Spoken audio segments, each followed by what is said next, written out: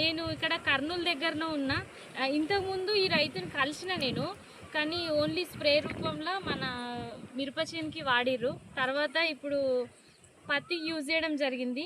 ఈ వీడియో ఎందుకు చేస్తున్నా అంటే ఆక్వాజెల్ కోసం. ఆక్వాజెల్ రేటు పెరిగిందని చెప్పి రైతులు చాలా ఇబ్బంది పడుతున్నారు.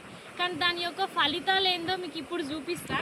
ఇక్కడ చూస్తే ఈ ఆక్వాజెల్ వాడని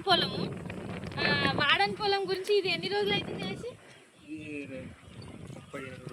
38 రోజులు అవుతుంది. అంటే అంటే మనం ఆక్వాజెల్ వేసిన దానికన్నా ఇది ముందు వేసిరు. సో చూసిరు కదా, ఇక్కడ ఆక్వాజెల్ వేయండి. ఇప్పుడు వేసిన పొలంలోకి వెళ్దాం. సో ఇప్పుడు పక్క పొలంలో చూస్తే ఆక్వాజెల్ వేయండి, దీనికన్నా ముందు అదే వేసిరు.